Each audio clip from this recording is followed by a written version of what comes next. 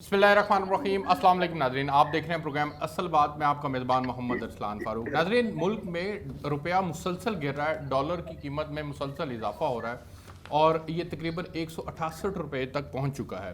उसकी वजह से फूड इन्फ्लेशन में भी इजाफा हो रहा है और इसको वज़ीर ख़जाना शौकत तरीन साहब ने भी इंडोर्स किया है। फूड इन्फ्लेशन को हुकूमत कंट्रोल करने में नाकाम क्यों है और हुकूमत बाकायदा प्लानिंग के साथ आगे क्यों नहीं बढ़ पा रही? हमारे यहाँ माजी के अंदर तो बहुत कुछ होता रहा, लेकिन पाकिस्तान तहरीक इंसाफ के कंधों पर जिम्मेदारी आयद होती है कि उन्होंने चीज़ों को बेहतर करने के लिए कहा था। क्या फूड इन्फ्लेशन भी बेहतर हो पाएगी कि नहीं? मैं कुछ फैक्ट्स हैं जो कि पाकिस्तान ब्यूरो ऑफ स्टैटिस्टिक्स के ऑफिशियल जो हैं वो पेज से लिए गए हैं, मैं आपके साथ शेयर करता हूँ। वेजिटेबल घी के अंदर पिछले साल से अब तक जुलाई 20 से जुलाई 21 तक के फैक्ट्स मैं बता रहा हूँ। 32.85% इजाफा हुआ है। कुकिंग ऑयल में 31.70%, घी के अंदर बता दिया मैंने, एग्स के अंदर 24.7%, शुगर में 23.1%, और वीट फ्लोर के अंदर 14.92%, बटर 13.77, मिल्क 13.73%। ये मुख्तलिफ चीज़ों के इजाफे हैं। तो ये क्यों इजाफे हो रहे हैं, इसके ऊपर भी बात करेंगे और कुछ और ईवीएम मशीन के ऊपर भी मुझे बात करनी है। मैं बहुत मशहूर हूँ जमशेद इकबाल चीमा साहब का, जो कि प्राइम मिनिस्टर के special assistant on food. Sir, बहुत शुक्रिया आपका प्रोग्राम के अंदर ज्वाइन करने के लिए। उनके साथ तशरीफ़ रखते हैं राना अरशद साहब, पाकिस्तान मुस्लिम लीग नून के सीनियर रहनुमा। राना साहब, आपका बहुत शुक्रिया प्रोग्राम में ज्वाइन करने के लिए। मैं राना साहब आपकी इजाज़त से जमशेद इकबाल चीमा साहब से आगाज़ करना चाहूँगा। चीमा साहब, फूड इन्फ्लेशन को कंट्रोल करने में अभी तक नाकामी का सामना क्यों है? डॉलर बढ़ता जा रहा है, उसकी वजह से रुपए की कदर गिर रही है और यहाँ पर कीमतें जो हैं उनमें इजाफा होता जा रहा है। देखें, इसमें डॉलर की बात तो बाद में करते हैं। पहले हम जो फूड इन्फ्लेशन ओवरऑल है डॉलर में उसकी बात कर लें। जी। तो ये जो इस वक्त दुनिया पूरी में जो महंगाई की लहर है, इसका जो मेन कल्प्रेट है, वो हमारे यहाँ दो कल्प्रेट है लेकिन दुनिया में एक कल्प्रेट है। जी। वो है आप कह लें कोरोना। कोरोना में दुनिया में 90% एनर्जी ओवरऑल महंगी हुई है। इसमें क्रूड ऑयल की बात करें और इसमें कोयले की बात कर लें और गैस की बात कर लें, ये तीनों 90% महंगी हुई हैं। अगर इसको ये फास्फोटिक फर्टिलाइजर तकरीबन 122% महंगी हुई हैं और यूरिया 95% महंगा हुआ है दुनिया में।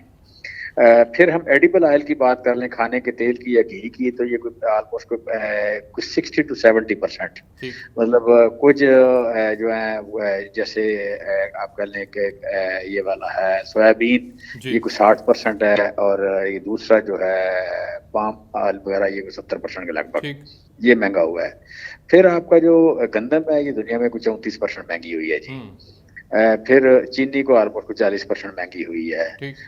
ये इसी तरह आप कह लें बाकी ये जो आप कह लें पल्सेस की बात कर लें, गोश्त की बात कर लें, डेयरी प्रोडक्ट्स की बात कर लें, तो इसमें जितने भी आपने नाम लिए हैं, मैं इतनी डिटेल से इसलिए जानता हूँ कि ये जो महंगाई पे जो कंट्रोल पे कमेटी है, I am part of that.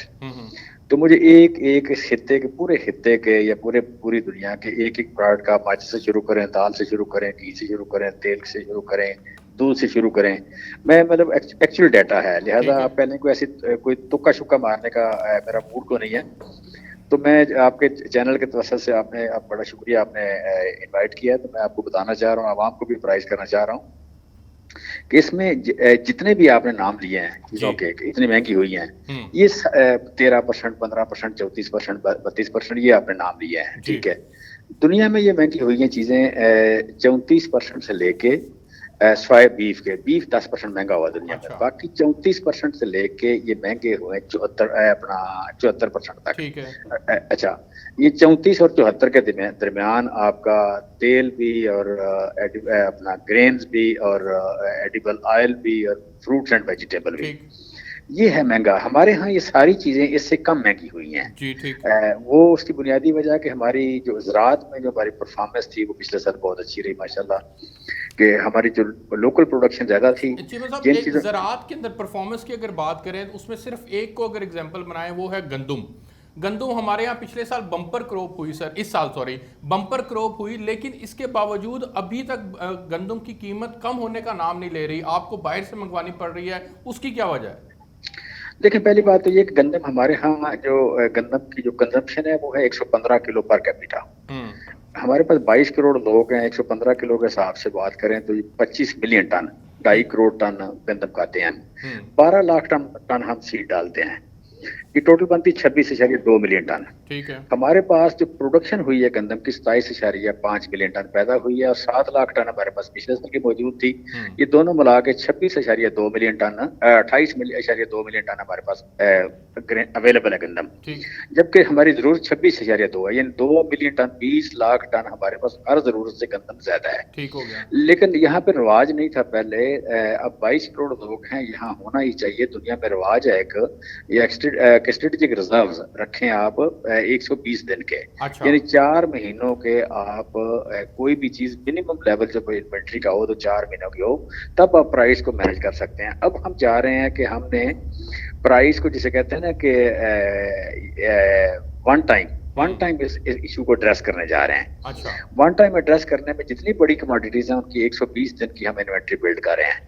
तो हम जो गंदम इंपोर्ट कर रहे हैं वो रिजर्व्स के लिए कर रहे हैं। तो आपकी 120 दिन की जो गंदम है, 120 दिन की गंदम आपको चाहिए तकरीबन युगन से 1/3 9 मिलियन टन। ठीक। 9 मिलियन टन में इस साल 2 मिलियन टन हमारे पास अपनी प्रोडक्शन ज्यादा है। अच्छा। और को 2 मिलियन टन और मंगवा रहे हैं, तो ये 4 मिलियन टन इस साल हमारे रिजर्व में चली गई। और 4 मिलियन टन अगले एक मिनट सुने आखिरी कंप्लीट कर ले मुझे। तो अगले साल हमारी जो प्रोडक्शन का टारगेट है ये है 29.5 मिलियन टन। 29.5 मिलियन टन का जब करेंगे तो फिर हमारी 3 मिलियन टन बढ़ जाएगी। तो अगले साल हम 120 दिन की जो रिजर्व्स हैं वो पूरे करेंगे। ये रिजर्व्स पूरे करने के लिए हमारी प्रोडक्शन डिमांड से प्रोडक्शन ज्यादा हो गई है। सर मैं आगे और आगे इस साल इसी तरह शुगर भी हम 120 दिन के रिजर्व इस साल बिल्ड कर लेंगे। चीमा साहब आगे मुझे बढ़ना है और भी चीजें आपसे डिस्कस करनी है, लेकिन मैं इस पे चाहूंगा कि राणा साहब का मौकफ ले लूं। राणा साहब, दुनिया के अंदर चीजें जो हैं वो 33% से 70% तक महंगी हुई, पाकिस्तान में इन्होंने चीजों को कंट्रोल रखा और हाईएस्ट जो महंगी हुई हैं वो 33.32% तक महंगी हुई हैं। तो इनकी परफॉर्मेंस तो इस एतबार से बेहतर है अगर दुनिया के साथ कंपेरिजन किया जाए तो। बिस्मिल्लाहिर्रहमानिर्रहीम। मैं सलाम साहब आपका शुक्रिया अदा करता हूँ, आपका सच टीवी का शुक्रिया अदा करता हूँ। और जमशेद चीमा साहब माशाल्लाह मुझे खुशी इस बात की होती है कि वो एक पॉलिटिकल वर्कर हैं और अपनी पार्टी में खड़े हैं, मुझे उनसे मोहब्बत है इस बात पर।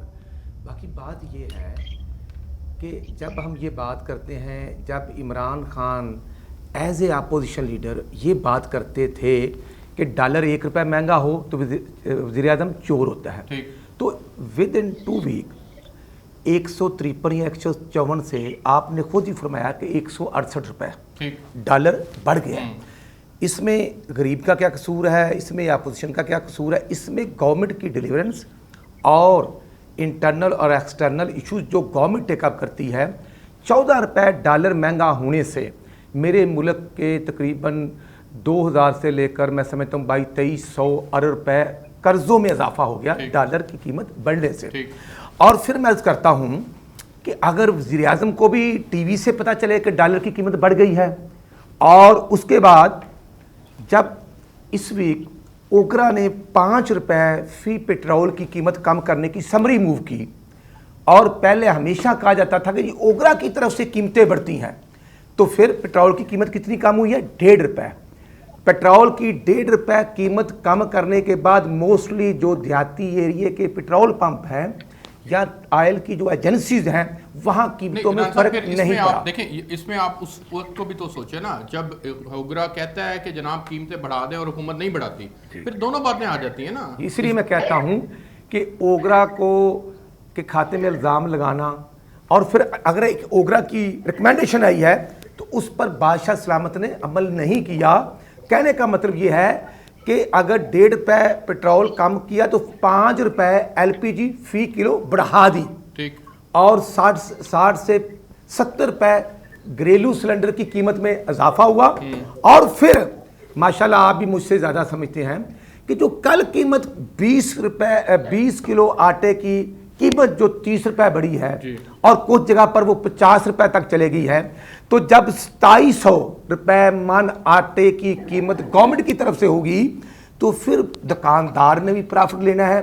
तो मैं अर्ज ये करना चाहता हूँ कि 1800 रुपये गंदम गवर्नमेंट की कीमत है। सर ये यहाँ की ग्राउंड रियलिटी है, लेकिन चीमा साहब ने आपको कंपैरिजन दिया है बाहर के साथ। हमने बाहर के साथ जब आप कंपैरिजन करें तो आप तो उनसे बहुत अच्छा परफॉर्म नहीं, कर रहे हैं। माशाल्लाह, मजबूरियां भी तो हैं, कोरोना भी तो है। आप और पीटीआई वाले तो बाहर से मंगवा सकते हैं, लेकिन मुझे तो पाकिस्तान की गंदम चाहिए। मैं तो यहाँ रहता हूँ, मैंने तो मरना और जीना यहाँ है, मैंने तो शाहकोट वारबड़ जिला ननकाना में या लाहौर में रहना है। इसलिए मैं कहता हूं कि मेरे मुल्क की गंदम का रेट जिम्मेदार से 1800 रुपए और आज 2700 रुपए अगर गवर्नमेंट का रेट है या 2650 रुपए रेट है, तो ये जो माफिया है जो आटे की कीमत बढ़ा रहा है उसको कंट्रोल किसने करना है? मैं सिर्फ ये कहना चाहता हूं कि आज आप कुकिंग ऑयल की कीमत 17 रुपये बढ़ जाती है। फिर आप ये देखें कि जो डबल रोटी 45 से 50 रुपए में की आती थी, आज वो 130 रुपए की हो गई है। कोरोना भी, कोरोना से अल्लाह ताला सबको महफूज रखे, लेकिन कोरोना तो 2019 के बाद आता है, 20 में आता है। और सिर्फ आधा मिनट, और कोरोना की वजह से हमारी गवर्नमेंट की माशाल्लाह परफॉर्मेंस तो नजर आती है ना कि लंदन में हमारा जहाज नहीं जा सकता, हम नहीं जा सकते, और उसी तरह सऊदी अरब में नहीं जा सकते। ये कोविड की हमारी परफॉर्मेंस है। चीमा साहब से कुछ और पूछना है, एक ब्रेक लेते हैं जी, ब्रेक से वापस आएंगे तो फिर माफिया क्यों नहीं कंट्रोल हो पा रहा है, और ये इतना बड़ा माफिया कैसे हो गया और हर सेक्टर के अंदर माफिया बैठा हुआ है कि हुकूमत बेबस है। ब्रेक लेते हैं, मेरे साथ रहिए जी। वेलकम बैक नाज़रीन। जमशेद इकबाल, चीमा साहब, माफिया कंट्रोल नहीं हो पा रहा आपसे, हर सेक्टर के अंदर माफिया बैठा हुआ है, मिडल मैन फायदा उठा रहा है। सर अगर गंदम आपके पास है उसके बावजूद मिडल मैन फायदा उठा रहा है, आवाम तक जो पहुंच रही है वो महंगे दामों पहुंच रही है। कुकिंग ऑयल की एग्जांपल उठा के देखें, मैं कंपैरिजन कर रहा था सर 2018 से, तो कुकिंग ऑयल जो है वो 200 से उठकर 340 पे चला जाता है। अगर किसानों की बात करें तो डीएपी सर जो 3200 रुपए की आया करती थी वो इस वक्त 6500 रुपए की मिल रही है। सर ये 2018 से 2021 का कंपैरिजन है चीमा साहब। अच्छा, मैं इसमें एक तो ये कि राणा साहब जो बात कर रहे थे, राणा साहब तो बस ठीक है, ये जो रेट है इसका आटे का, एक तो मतलब ये थोड़ी सी बात गलत कर गए वो कि रेट इसका 2700 है, रेट इसका 2700 नहीं, रेट इसका तकरीबन 2300 है, क्योंकि 20 किलो का आटा है 1150 रुपए के लगभग मिल रहा है, जो कि नहीं रहेगा, हम इसको वापस ला रहे हैं। अच्छा, हमने अभी इसको गंदम रिलीज होनी शुरू नहीं हुई, ये महल अगले हफ्ते में गंदम रिलीज होना शुरू हो जाएगी और हम इसका रेट फिक्स करेंगे जो कि इससे कम होगा। अच्छा, लिहाजा आटा जो है ये सस्ता होगा डेफिनेटली। और फिर एक और बात मैं आपको बता रहा हूँ, जो लोग गरीब है इस मुल्क में, जो लोग इस मुल्क में गरीब हैं, उनको आटा पिछले साल के रेट पे मिलेगा। अच्छा, ठीक है, वो कैसे? वो भी हम इस साल टारगेटेड सब्सिडी दे रहे हैं, ओवरऑल सब्सिडी नहीं दे रहे, तो हम दो तरह का आप रेट इस साल देंगे। एक रेट देंगे आपके चैनल की तरफ से खुशखबरी है लोगों के लिए, गरीब लोगों के लिए, कि अमीर लोग जो हैं उनका रेट मार्केट का रेट होगा, जो कि रेट तकरीबन 1100 के लगभग होगा 20 किलो का। ठीक है, 20 किलो का रेट 1100 के लगभग होगा, प्लस हो, ये थोड़ा सा माइनस हो। और जो गरीब लोग हैं उनके लिए जो आटा होगा ये तकरीबन कोई 900 से नीचे होगा, 900 रुपए का 20 किलो। गरीब और अमीर के लिए रेड लाइन मुकर्रर की है सर, वो उसका क्राइटेरिया क्या है, और फिर ये गरीब को मिलेगा कहाँ से? यूटिलिटी स्टोर से मिलेगा? वो बेसिकली वही सर्विस होगी, इसका फैसला भी नहीं हुआ, लेकिन बेसिकली आप कह लें कि उनको इसके घर पैसे मिल जाएंगे, उनको अच्छा। घर में उनको इसके पैसे एक्स्ट्रा मिल जाएंगे, जितने उनके घर के अफराद होंगे। एक आदमी 9.5 किलो आटा खाता है एक महीने में, एवरेज पाकिस्तान में 9.5 किलो आटा खाता है, और 9.5 किलो का जो डिफरेंस है वो उसको मिल जाएगा। लेकिन बहरहाल ये आप कह लें कि ये इस तरह की ये इसका तरीक़ेकार या इसका प्रोसीजर जो है वो डिवाइस हो जाएगा।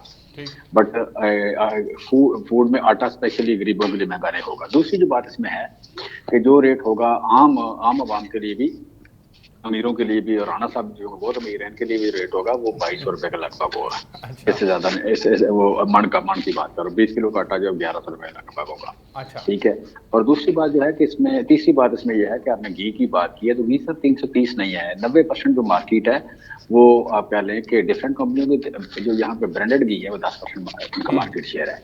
10% जो है डालडा शालडा ये थोड़ा सा कर रहे हैं, लेकिन इनको भी हम कंट्रोल करेंगे। ये इनका रेट को 327-28 रुपए है। बाकी कीमतें बढ़ रही हैं, हमने मार्केट से चेक किया, वो कहते हैं पेटी की कीमत खड़ी नहीं हो रही, हर रोज नई कीमत आ जाती है। अच्छा, अब इसमें ये सर हम ये भी लिख रहे हैं, जरा ये भी आपके चैनल के तौर से आज खुशखबरी मैं सुना दूं। आप ये जो इसका घी का रेट है, घी का रेट तकरीबन 15 से 20% सस्ता हम कर रहे हैं बिफोर दिसंबर से, नवंबर दिसंबर तक। ये घी का रेट भी वापस आ रहा है, ठीक है। और यू कैन से कि चीनी का रेट जो है ये भी वापस आ रहा है। अच्छा, चीनी का रेट भी वापस आ रहा है। सो ये आप कह लें कि ये 3 रेट जो बड़े हैं, चीनी और घी। नहीं इस वक्त चीमा साहब, अगर इस वक्त आप इन दिनों में चीनी का रेट कम करेंगे या आगे जाके 1 महीने बाद आप कम करेंगे, तो वो दिन होते हैं क्रशिंग सीजन के शुरू होने के, उस वक्त फिर आप गन्ने की कीमत को भी ऊपर नीचे करेंगे, फिर उससे किसान को नुकसान होगा। नहीं, हम गन्ने जो किसान का जो रेट है गन्ने का 220 रुपए के हिसाब से कैलकुलेशन करेंगे। और हमारा इस साल तारीखी तौर पर तारीख में सबसे ज्यादा गन्ना पैदा होने जा रहा है। इस साल जो चीनी पैदा होगी तकरीबन 9 मिलियन टन पैदा होगी। अच्छा, 9 मिलियन टन से ज्यादा पैदा होगी। हमारी जो लोकल जरूरत है वो तकरीबन 6.5 मिलियन टन है, और हमारी चीनी जो पैदा होगी 9.5 मिलियन टन पैदा हो रही है। सो हम इंशाल्लाह जो है ना 3 मिलियन टन के जो रिजर्व है 1.5 साल की चीनी पैदा होने जा रही है। जो हम चाहे 3 महीने के बाद एक रिजर्व की बातें हैं वो भी पूरे हो जाएंगे, और हमारे पास चीनी सफिशिएंट होगी। हम चीनी का रेट तकरीबन प्लस माइनस 80 रुपीज के लगभग रेट होगा अगले साल। अच्छा सर, जो रेट होगा डीएपी का बताएं सर। ये 18 में 3200 की थी, अब ये 6500 रुपए की बिक रही है जी। इस कोरोना में जो डीएपी का रेट बढ़ा है 122% बढ़ा है, और जो टीएसपी का रेट बढ़ा है इंटरनेशनल वो 129% बढ़ा है। अच्छा, ये चूंकि इंपोर्ट होती है, हम इसमें सिर्फ सब्सिडी देते हैं, लिहाजा हम इसका मैकेनिज्म डेवलप कर रहे हैं कि इसको सब्सिडी किस तरह करके तो हम इसके रेट को वापस लाएं। ये रेट हम तकरीबन को 5000 से नीचे होगा, लेकिन ये रेट जो है ये ठीक होगा, क्योंकि फार्मर की हर चीज प्रोड्यूस है। चीमा साहब, आप जानते हैं कि ये डीएपी पैदावारी सलाहियत को बढ़ाती है। इसको अगर 3200 वाली चीज 6500 में किसान को मिलेगी, तो फिर ये किस तरह से पैदावारी सलाहियत बढ़ाएंगे? वो तो इसको डालना छोड़ देंगे। और इसको आप अगर इंटरनेशनल मार्केट से जोड़ रहे हैं, तो फिर आपको चाहिए कि यहाँ पर इसको आप फौरी तौर पर सब्सिडाइज कर दें।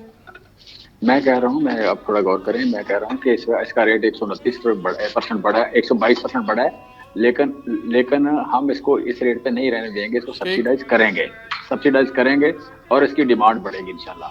डिमांड भी बढ़ेगी और यूज भी ज्यादा होगी, क्योंकि हम प्रोडक्शन ज्यादा लेने जा रहे हैं।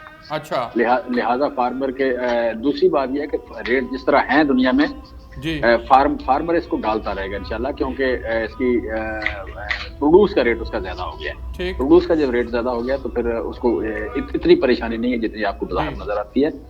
लेकिन हम इसका रेट सब्सिडी देके इसका रेट रिवर्स कर रहे हैं जी। बट वो रेट रिवर्स होकर वो 3600 या 4000 रुपये नहीं आएगा, वो रेट को 5000 कुछ होगा। अच्छा, 6000 से नीचे होगा जी, 5000 के लगभग होगा रेट। अच्छा ठीक है, मेरे साथ ही रहिएगा राना साहब। ये बहुत कुछ करने जा रहे हैं, अभी तक कर नहीं पा रहे, क्या किस तरह से रिस्पॉन्ड करेंगे सर? इस्लाम भाई, मुझे तो हंसी आती है। चीमा साहब भाई हैं, क्योंकि मैं इनके ज़िला में रहता हूँ और मुझे ज़िला में रहना भी है।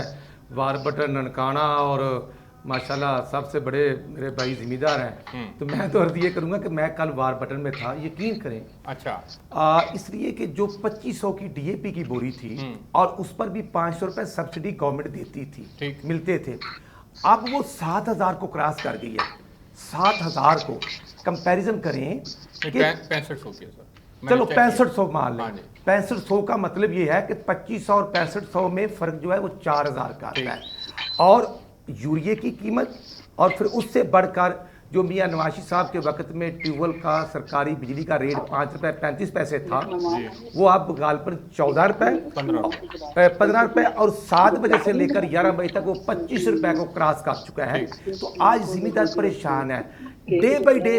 फिर आप देखें कि जब इंटरनेशनल लेवल पर पेट्रोल की कीमतें कम होती हैं, अब अगर 75 या 70 डॉलर फी बैरल के करीब हैं, तो जो असद उमर साहब फरमाया करते थे, आज तो पेट्रोल और डीजल की कीमत है 70 और 75 के दरमियान होनी चाहिए।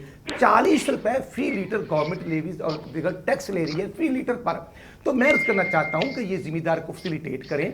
और आज अगर गवर्नमेंट गंदम जो ली है वो फ्लोर मिल्स को नहीं मिल रही, तो उसका मतलब है कि गवर्नमेंट खुद इन्वॉल्व है। जो आटे की कीमतें बढ़ रही हैं, और अगर गवर्नमेंट चाहती है रेट को कंट्रोल करना, बहुत अच्छी बात है। District price control committees, DC commissioner अपना रोल प्ले करें।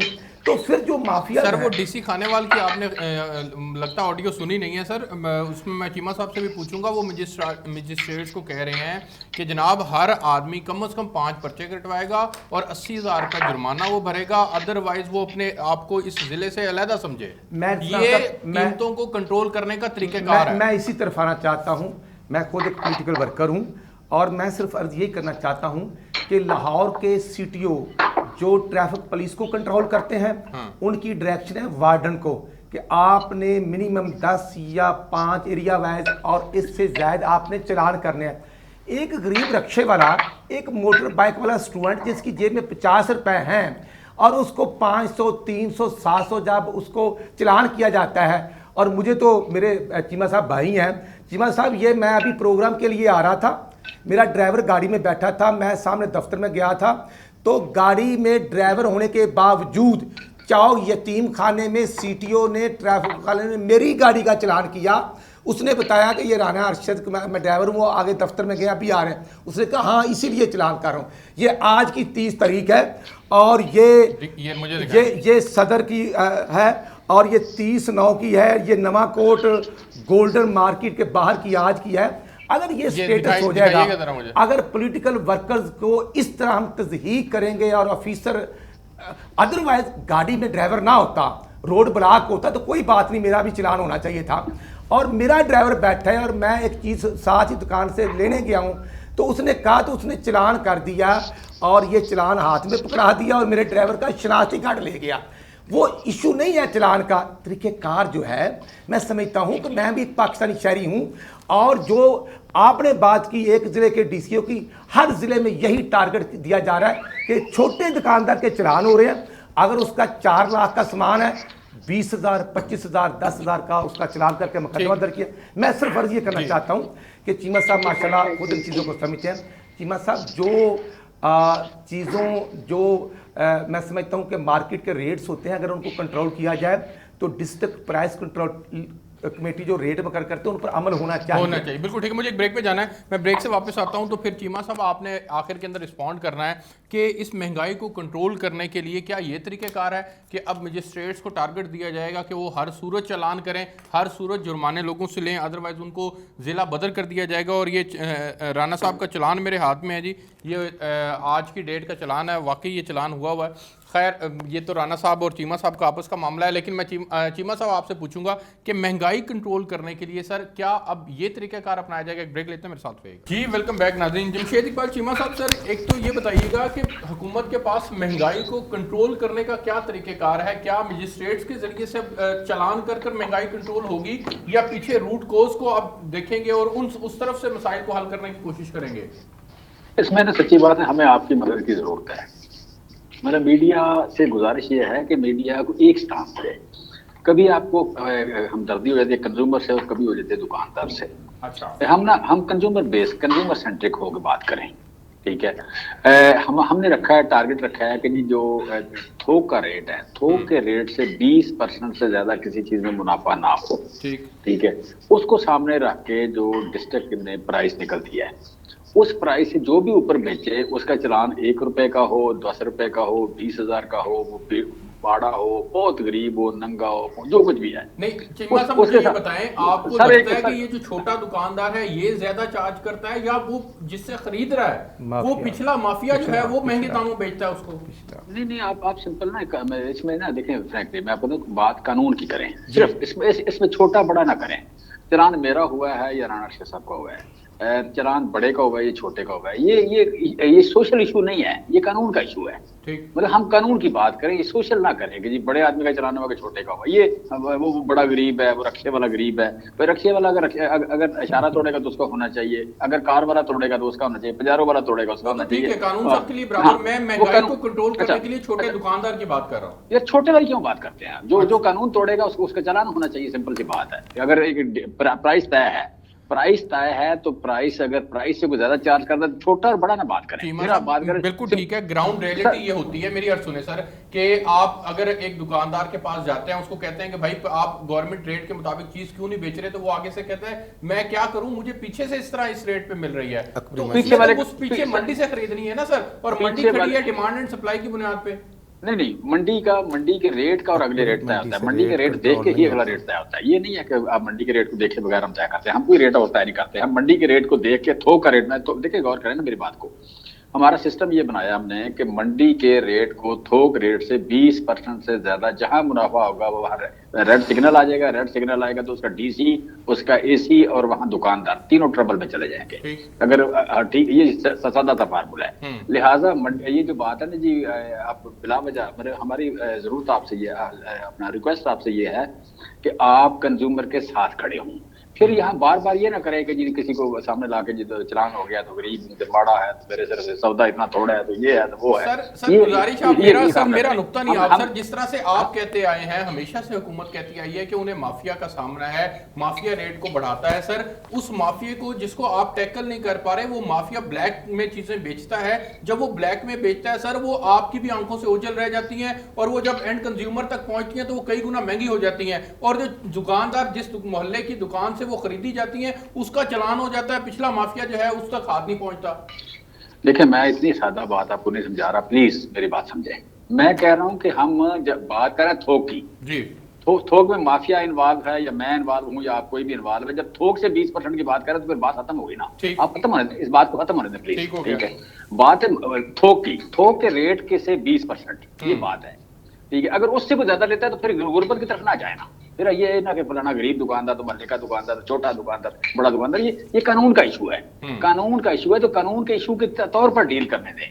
ये गरीब रिक्शे वाला, गरीब मोटरसाइकिल वाला, ये कोई तरीका नहीं है। अच्छा, गरीब राना अरशद भी नहीं कहना, नहीं कहना ना, नहीं कहना, बिकॉज़ बात कानून की है ना, बात कानून की है। इन्होंने कानून थोड़ा ठीक हो गया।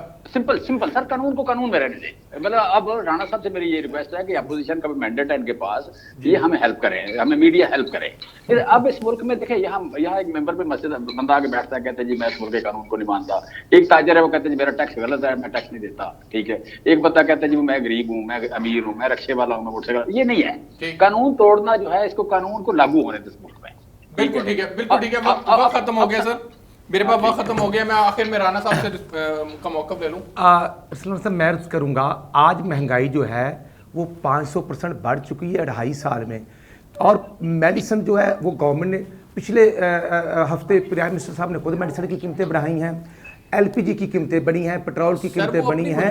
और नहीं मजबूरियां नहीं, अच्छा, जो टैक्स कलेक्शन है वो पूरी इन्होंने की है। 4135 या 4150, उसकी एक वजह टैक्स लिया गया, उसकी वजह सर सुने, रिलीफ नहीं मिला, सब्सिडी नहीं मिली। सर सुने, इकोनॉमी ग्रो कर रही है सर, मैं आपको बताता हूँ ना, फैक्ट बताता हूँ, इकोनॉमी ग्रो कर रही है जिसकी वजह से इंपोर्ट ज्यादा हो रही है। इनको चाहिए था कि ये इंपोर्ट को भी किसी तरह कंट्रोल करें। मैं लोकल हूँ, मैं बात कर रहा हूँ गंदम की जो मेरे मुल्क में पैदा होती है, मैं बात कर रहा हूँ गन्ने की। शुगर मेरे मुल्क में है तो 120 रुपए किलो।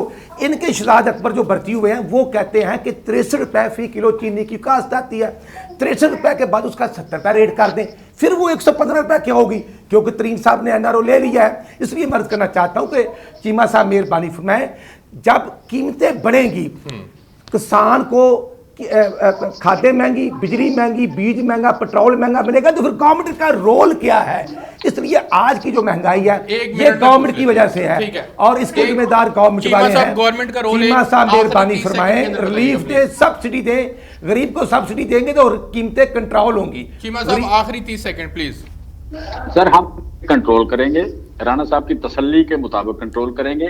बस सिंपल सी है कि थोड़ा सा आपसे गुजारिश है और राणा साहब से कि थोड़ा सा रीजनेबली हमारी ड्यूटी लगाएं, जो रीजनेबल ड्यूटी लगाएं हम पूरी करेंगे। सर बहुत शुक्रिया राणा चीमा साहब, आपका बहुत शुक्रिया, राणा साहब आपका बहुत शुक्रिया। नाज़रीन आपने प्रोग्राम देखा, अब तक के लिए इतना ही। आपसे नेक्स्ट वीक मुलाकात होगी, तब तक के लिए इजाज़त दीजिए, अल्लाह हाफ़िज़।